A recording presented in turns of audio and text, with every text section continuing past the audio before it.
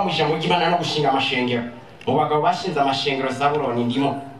Kandi mu ngabire za mpemu yera ziboneka mu gitabo ca mbere c'Abikorino igice ca 12 ku murongo wa 4, umwe wese afise ikiwerekana ko mpemu nivyo kuri simba benshi ndafise ingabire y'ibikorwa muri ivyo. Yesu ashimwe. Nagumbwira abadivantiste umunsi windi muri hano abakuru b'amashengero n'abapasitori ni haba hari umuntu mu karere aherereyemo yumva ko akeneye ko azoshinga ishengero abishije ku mukuru wa misiyoni bakadubasha uburyo ni gwanyu nivyo kuri ishengero ziteza kwa dufise ingabire yo kumenya kuganira n'umuntu aho tumuhera naho tumwinziriza kugira vyumve neza. Yesu ashimwe. Nuko rero nivyo turaba libre adventiste umunsi w'indwi ariko ubunira ubwo dukira aba libre tuyobowe n'uburongozi w'ishengero ry'abadventiste umunsi w'indwi.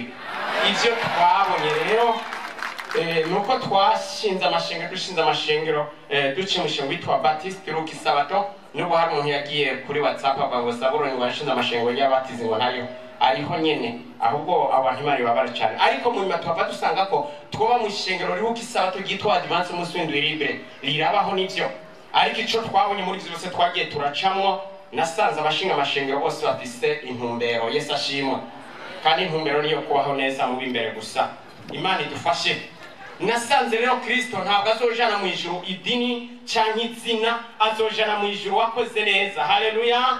Ntabwo Kristo azohamagara izina ry'ishengero na rimwe tuzandika ku mpapuro kugira ngo ubushikiranganje bw'intu hagati butwemere, ariko Kristo azohamagara mu bintu atunganye umwami ahabwa icubahiro. Arico gituma nafashe ingingo yuko dutegeza kwa mushingiro twavukiyemo kuko twari twarivuyemo hari impamvu zuko hari habahaririza ishengero kandi bateme burongozi bari muri byo abo nabo twarahari cyane twabona kubana nabo byari bigoye cyane. Mujya basohotse abandi nabo barinjira. Yesu ashimwe. Tubahamagara rero kwinjira kugira ngo bagume mu ishengero.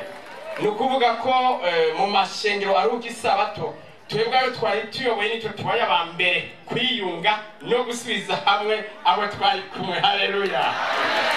Reka rero duhamagarire abandi bose bashinga amashami y'amashengero bamenye ko kuyashinga atari ko kuri gusa ariko kuri gukora ivyo Imana igomba. Yesu ashimwe. Mbega ni washingisha mukagumutukana wakijijwe mu biki ubesha wakijijwe mu biki gikuru no guhinduka umwami nashimwe cyane. Reka rero tubeshuze kugwete gwari gwanditswe n'ivyo barasize ko byinshi ku WhatsApp n'ibindi rega amatelefone arabahenda burya umwese avuga ico yumviye. Urwandiko ni Zabuloni yagwanditse jewe nyene nta muntu numwe ari kurya rwandiko je ntazahaba n'amatelefone ariko nibaza rero abagira ico babivuze ko n'ivyabo mbega ko tuje gushira hamwe n'abandi icyaha kirihe. Imana idufasha. Sivyo Imana igomba none. Haleluya.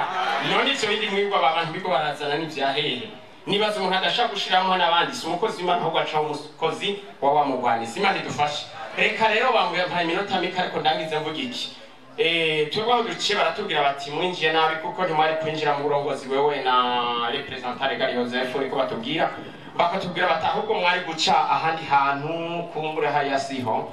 Twababwiye duti twebwe turabapasitori twasengewe ntabwo hari umukuru w'ishengero n'umwe yategeza kutwakira mu gihugu cy'u Burundi twategeza kwakirwa n'abapasitori basizwe amavuta. Yesu ashimwe. Hama nacenda babwira nti none abo mutubarira bari heje nabonye representant Regali Pastor Joseph Chabona na Steve ntabandi je nabonye bategeza kwakira. Yesu ashimwe. Niba abandi tuzobona n'undi munsi mbwa twakiriwe nabo tubona bafite uburenganzira n'Imana ibemera kandi n'igihugu kibemera. Haleluya.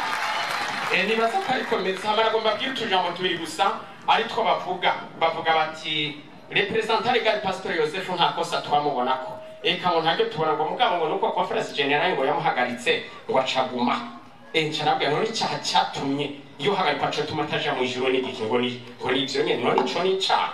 Mbe wewe uwo gukubita kudeta igihe ngo cawe kitaragera ntocugarukira igihugu cawe canke aho yo. Yesu ashimwe. Ati rero yabonye ko ikingo ciwe niko tuva amategeko abivuga ntiyari bwarangitse ikingo ategeza kucagara ishengero kugira ngo ibintu ntibigende neza umwami ahabwe icubahiro. Nta cyaha no kuri batubariye. Hama ikindi bavuga n'ikijanye n'abajeje umutekano ati rero ntabwo bagomba kubona abajeje umutekano hafi y'urusengero canke bageze mu kibuga c'urusengero cyangwa basengera. Twababwiye duti Bibiliya abantu barazitwara ntabwo bazisoma neza. Abafise Bibiliya maze mushire hejuru turabe abafise Bibiliya ngaho aha reka tubabwire icyo mutegeza kubabwira. icya mbere coco isezerano rishari ryake pastor wa mission arengeje iminota ariko nyihangane ariko ngometagira isezerano rishari ryake mu gihe Yohana Umubatizi yari itango y'ubutumwa bwiza bwa Yesu Kristo arimo yari yavugishwe na Mesia ivyinzira y'uhora izogororwa maze Yesaya yabwirwa ngo ubutumwa bwiza bwo guhumuriza abantu yareka ariko ko Yohana Umubatizi azoza mbene kweri ko Yohana Umubatizi ari kubatiza ku ruzi Yorodani hari abasirikare ari wa polisi mwakiro canke sabajije umutekano bari bagiye gukora hari usanzwe bari kuri Yorodani hari urusansu rwari kuri Yorodani abajije umutekano bari bagiye gukora iki aha bari banezerewe cyane nabo bumva ivy'Imana birabaryoheye baca baja hano Yohana Umubatizi batije nabo bacungere siko none baca baravuga ati none gamuze tuba tugire dute kutatubatije none siko none acabwira abasirikare ati mwebwe rero reka yabwiye ko mukwiye mwebwe nimufata intwaro yanyu ntihagire umurenganiriza ubusa ariko mubumve n'ingero no kuvuga igihugu kibahembe haleluya yashatse gusigura ati mwega basigaye nta caha mufise kuko iyo mugira icaha twaca tubatiza ariko genda leta ibahembe niba ari umuntu yatekaranga muntu mumaze neza ko yayitaye ariko ntimumurenganye haleluya